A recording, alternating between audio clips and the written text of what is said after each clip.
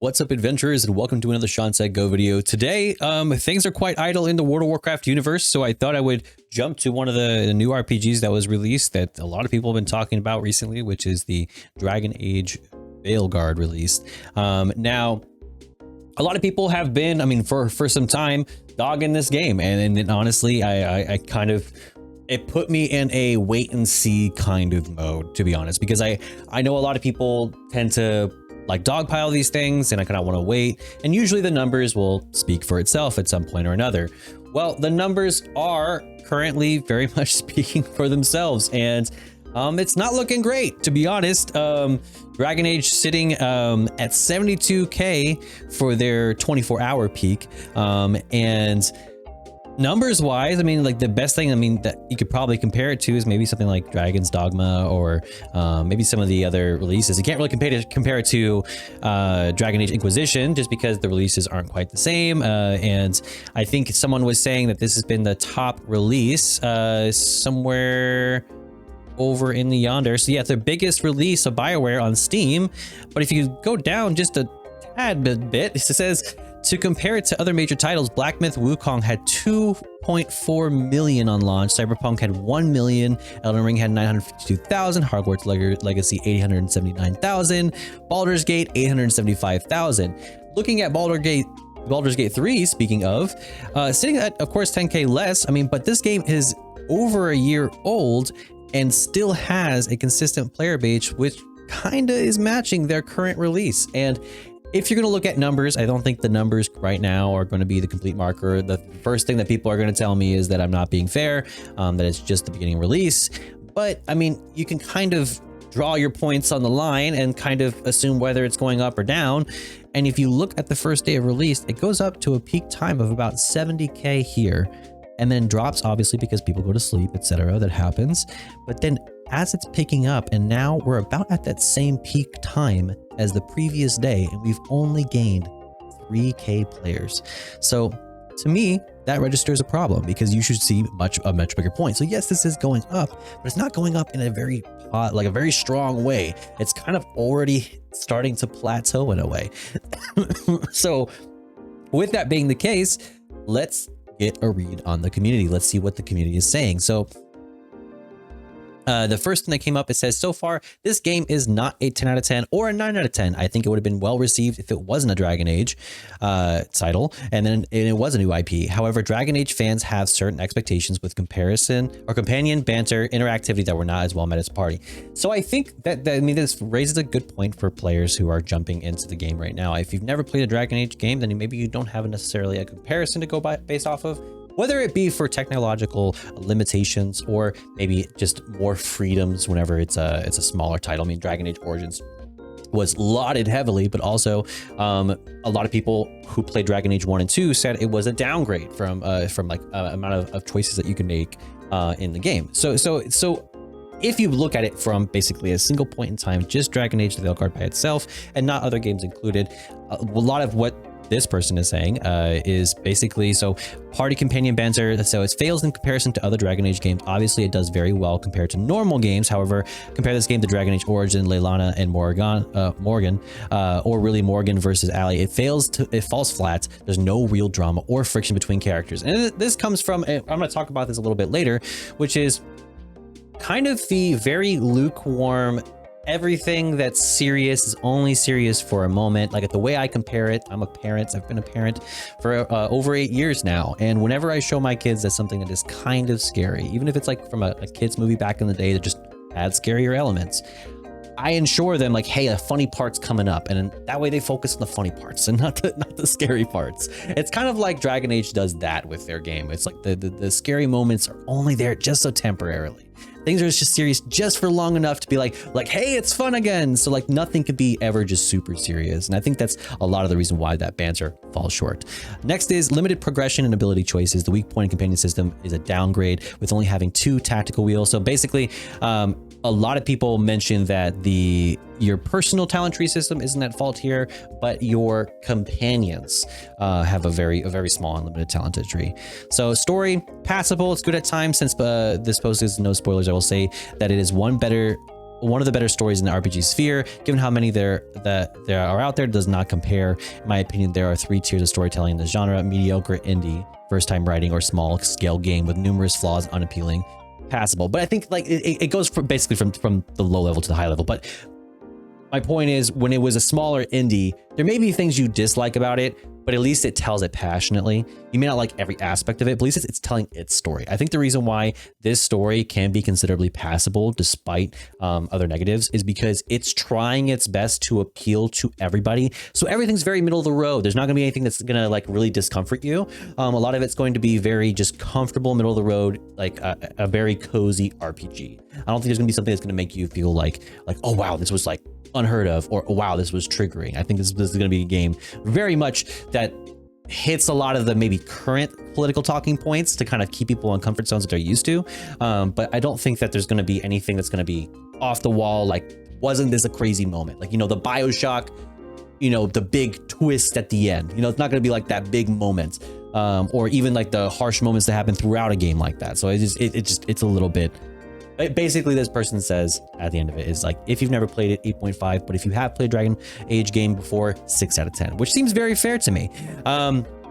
Next, though, talking about dialogue and story, this game treats you like an idiot. Does anyone feel like this game treats you like you're stupid? I'm not very far into it at all, but so far it seems like every time you have a question or thought, one of the characters voices it, out loud, or that every puzzle isn't even a puzzle, just a way to slow down progress, like kind of like a way to filter you through, just like hey, slow down a bit through this moment. Like, just shoot the ballista at the wall that looks weird, go behind a very obvious wall and find the very obvious polyhedron you need. And I think this is an issue of making games that they're very confused on how to make puzzles fit into the RPG genre. A lot of games that have a live service do struggle to do this, and I think that a lot of people have made the comment, because this game is trying to function as a live service type game, that this is why this is so clunky. And often the thing is, like, these puzzles and these aspects are not the whole game, but it can be very much intrusive versus a value in the game when they're not very useful. A game like God of War does this well. A game like Tomb Raider does this well back in the day, because these games would mix it into it where these parts, like the puzzles and like the secrets and like backtracking and going through these moments were essential to the game, and you had to pay attention. And these were like, oh wow, like the aha moment. I found this thing and now I can go back through here and do this. Or you find a quest item that, you know, that was for something much long ago, and now you can connect the dots. It's very easy to do, but a lot of games like this, I mean, especially Dragon Age, with it having so much of mass appeal, I think those puzzles just they get simple. Like, we don't want to burden people or make people get stuck at this moment, or make people feel like they made the wrong choice in this moment. But I mean, it's kind of antithetical to the previous Dragon Age games, where you can make choices and do things in game that could affect the rest of the game right out the gate. So I mean, having things so minorly affected, or they're so easy to pass, you don't even really think about it, is just kind of sad. So next one says that it's not just the dialogue that's getting to me. The voice acting and quality of voice audio feels subpar. Harding, especially, the levels of voice acting feel off. There's also some painful performances. Neve, Harding, but the worst of it all being the female lead of the first encampment you visit.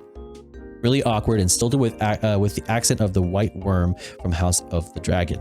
I'm enjoying the gameplay. Combat feels quite smooth. As mage, the learner style is giving me Witcher 2 vibes, which I enjoy. I mean, I doubt it's giving you Witcher 2 vibes, but maybe closer to like the newer Witcher games. But I feel like no, it wouldn't be that either. And Witcher 1 and Witcher 2 to me were different. So I would say a lot of people have been saying the community sentiment seems to be that the overlapping of voice acting seems to be much of the problem, but also like the spacing. So it's like one extreme or the other, where people are either giving people massive pauses between forms of dialogue, or it's interrupted either by other characters talking, or even like loading screens. Like, it doesn't even give you a chance to like finish and like find out what's going on. So kind of the flow of the story gets kind of staggered whenever even if you're immersed currently, that dialogue pulls you out, and it seems like the dialogue choicing is it's not very influential overall, or at least as much as it has been in previous games. And this is once again, I think the comparison of comparing this game to its previous games. I think it's totally fair to do that. I think you should, especially if you're holding it to a certain standard. But I think the sad part is that if you've played previous Dragon Age games, this game is not going to be those games. And at no point, no matter what kind of fixes they institute, it's not going to become that either. Just despite attempting to be like a live service, I don't think that's going to change. There's no changing that now. We're way far beyond that stage to be doing those kind of things. So, and then this final one says, I'm conflicted. Deep in Act 1, I am enjoying the game so far, but it's very hard not to compare this to other AAA games when it comes down to it. The writing, character interactions don't hold a candle to Baldur's Gate 3, which I talked about earlier, The Witcher 3, or even Cyberpunk. It is, however, better than Starfield. Yeah. I suppose, yeah, like Starfield also had the issues with the staring and the weird facial like interactions as well. I remember that being a thing. It says the soft reboot of Mass Effect. The game also has a poor body and facial animations. I feel like the motion capture was barely used here. I feel like a lot of people are saying one of these two things, that this game is supposed to be a soft reboot, or that this game is supposed to be a continuation, like a light continuation. But it seems like it does both of those things lightly, but doesn't really end that way. And that it's not like, oh yeah, it's back. And it's also not like, oh wow, we're picking up where we left off. You know, like there's a connection here, picking up where we left off. I see it. I just watched like the Train to Busan Part 2. It's a 4-year difference. They connect it. They bring in characters from the previous one. Connection. It's there. Like you see it. This game doesn't seem to be doing that. It seems to kind of abandon that, and I think there's a logical reason to that. That makes sense to me. At this point, you can tell me if I'm right or wrong, but I think what it is you have a lot of people playing this as their first game, and you don't want to bog down those people not knowing what happened in the previous games. So you go, we'll mention some things so people know that we know about the previous games, like hey, you know, it's there, but not so much that person goes and wants to or feels left out. Personally, I think this is a miss, because I look at it and go, I want to play the previous games, or I want to know what that's about. You know, like that way you figure out more, and you get to play the previous franchises, like the reemergences of old franchises. Kind of like how Monster Hunter Worlds got its reemergence, and now with Monster Hunter Wilds and its beta testing. By the way, you know, I don't want to compare these things, but like the beta testing for this sitting at 144,000, like it's gonna be one of the biggest games, like if not the biggest game. It's insane how huge it's gonna be.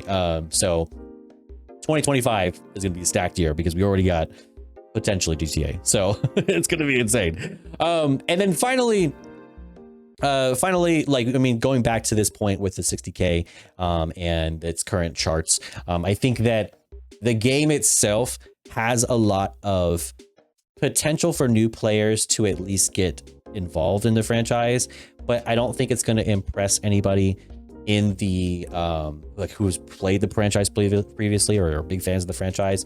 And I don't think it's necessarily going to inspire anybody who's new to the franchise to want to get immersed into the games or the series. And that's kind of the big sad of it all. But to avoid ending this on the sad and just talking about things, let's react to a little bit of a video at the end of this, and of course, give our final thoughts at the end, all right? So this one is basically why Dragon Age Veilguard is doomed. Run version of this video. Strap in and strap on. Here we go. Dragon Age Veilguard looks like something straight out of a Tumblr fan fiction. This looks like a Pixar movie, but with less balls. This looks like yet another established franchise that's known for one thing and gets flipped into the complete opposite to appeal to a wider audience. I think all RPG games had the feeling of being like dark, gritty fantasy, and like as they've become newer, it's become more of this like giddy, happy, like that doesn't exist. And oopsie I, for poopsie one, wish Bioware all the things. success that Volition had. But before I get into my anger with this game, I know Veilguard fans get pissy when people use their eyes to see, and they feel like because people are pointing out how shit this game looks, they can't like the constant flipping animations to me. I don't think it's good. I don't think it's good. Like, have a flip in like the last final like execution of the move, sure, but like stop.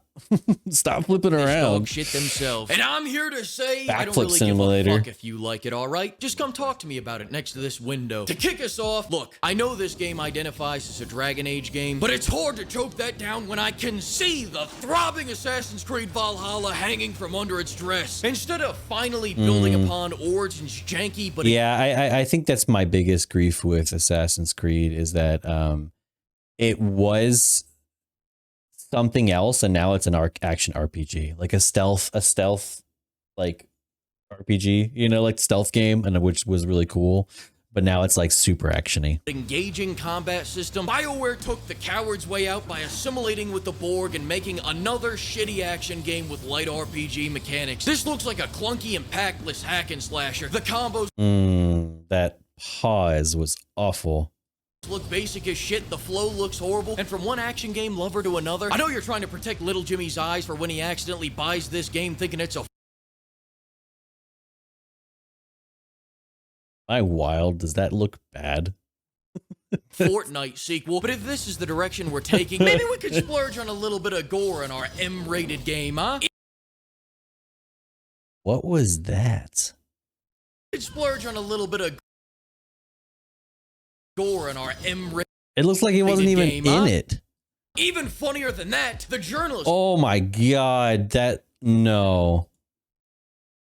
What is that? For an execution? the journalists keep trying to convince me that my decisions will matter, but now, not even my previous decisions matter. There are a grand total of 0 decisions that will pour it over from the first 2 games. The story feels like both a send-off and a soft reboot in a way, which is paradoxically a bit refreshing and disappointing at the same time. Fun fact, Dragon Age 2 was made in about a year and had about 20. Speaking of Valhalla though, we now get a skill tree that's packed with a fuck ton of passive bonuses to give you the illusion of their I'm okay with this and I'm not okay with this. I think passives in a skill tree, it feels good when your character's complete, but if it's the only thing, then it doesn't really add it. It's like, I like it when skill trees have certain ability, like main abilities. That way it really matters what you're picking. But when it's just passives, like, I feel like it becomes insignificant to me. being more It's like doing Diablo once you get Paragon boards. to unlock than there actually is. And you know what? I'm actually fine with this because personally, I believe in gratitude. I believe that there are so many people out there that have it so much worse in this world. Like, for example, your companions who now have a kids menu skill tree with, get this, 4 whole abilities. Remember when you could level up your companions like they were a main character? This tourist remembers. 5 but hey, abilities. who 5 needs abilities that? is what I Now said. your decisions really matter. Remember when you could kill off a main companion in the first 5 hours of Origins? Well, that ain't shit. In Veilguard, your choices decide what chick's gonna randomly moan in the middle of dialogue. You get your friend back to your camp and... But now that I've given you the moans, let's get back to the bitch. Yeah, I will say, like, this might be a bit asking much, but I prefer the Baldur's Gate level of interaction to where things like matter. It's sure it promotes save scumming, but I don't care. This is companions in Veilguard. Going into the fade, aren't we? Wasn't Yeah, see, it's just goofy. It's too goofy. This Oops. is companions in Origins. 39 buried, 39 found. So it's been oh, I mean, I stopped at the right This spot is and also the wrong companions in spot. Origins. 39 Has been in prison for killing a family. The warden can convince him to seek atonement by joining the battle against the Blight, but must find a way to release him from his cage. buried, 39 found. Alright, that's not a fair comparison. We also have this dumpster fire! This bisexual disaster! Ah! Before you get angry, that was a description from the writer of that character himself, their self, A whomstever. bisexual disaster. So of a he human. also allegedly just loves his coffee. This game's gonna be another nacho night, I can feel it. Now, as for the tone and writing, I think it's gonna be that stupid, safe, My Little Pony bullshit. I think that first wacky Yeah, it's like it's very safe. Like it's for some people it's okay. Like like it's just like a cozy game, no much thought, etc. But it's very safe. Trailer is what this game actually is, and these faux dark trailers is probably them taking the few times they get dark and pretending it's the whole game so they can bait and switch us on launch day. They can't really even hide that in their own trailers. Like, look at this. These trailers go, yeah, we're actually pretty dark and brooding. Yeah, we're actually pretty dark. As for the voice performance, Rook sounded good, but then there's this woman. What? No. Stepping into all that raw magic is suicide. The storm could tear you apart. Next, now I get why they're dropping the game on Sounded like B level, like drama acting. The storm could tear you apart. Halloween. These facial animations are scary as hell, pimp.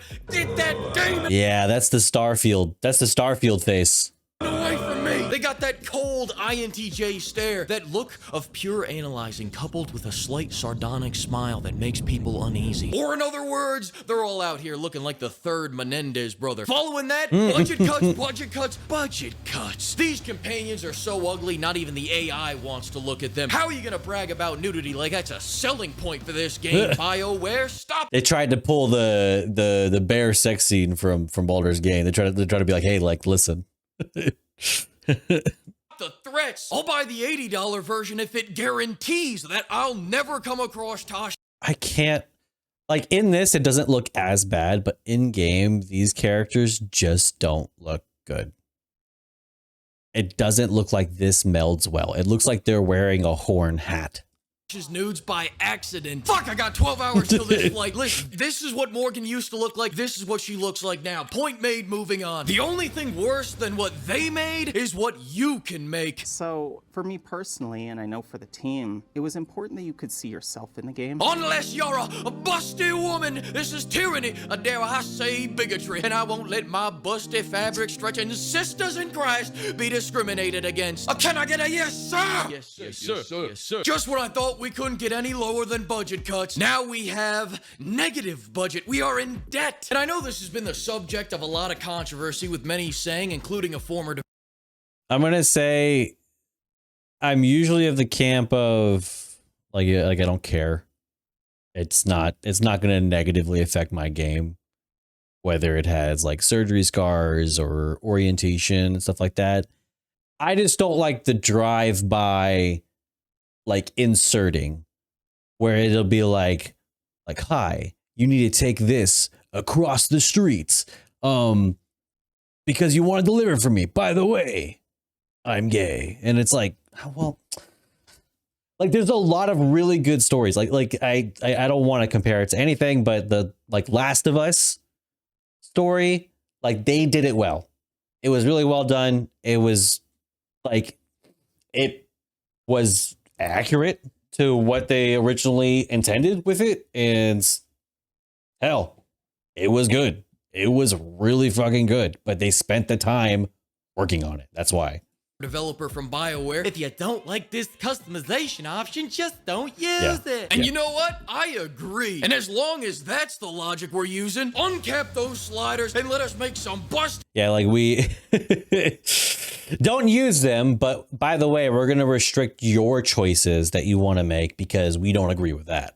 Fantasy hoes, let us blow that ass out like an Instagram thought, and if it offends you, just don't use it. Finally, despite every other RPG mechanic being dumbed down to pre-K levels, I've been assured by every game journalist that's been gargling BioWare's balls like mouthwash that your choices matter. And after hours of research, I can proudly say that your choices actually do matter. Because you have the choice to buy this piece of shit or go drop $5 on Dragon's Crown and have the ride of your life. Look at this art, look at this art, look at this art. This game is Dragon Age in name only. They're a company on the verge of collapse. Bait and switching you is their only hope. Don't believe them. And these gaming... Yeah, I've heard that phrase a lot, of the bait and switch that basically it comes with the prestigiousness of being a Dragon Age title. Only in name, and then people say like from that point it's kind of a downhill spiral. I think, like I said before, I think that if you've played previous Dragon Age games, you're probably going to be of or similar to this opinion that things are going to be clunky or off, or there's just that it's not going to be as good as some of the previous editions. I think the same thing, I mean, you could say happened with Mass Effect back in the day. You know, whether if you were a really big fan or not, a lot of people said like Mass Effect 1, Mass Effect 2, Mass Effect 3. Like it kind of went downhill for most people. And so I think that ultimately, whether you play this game or not is totally fine. As a live service, I think that kills a lot of it for people because people get annoyed by the live service like hassle.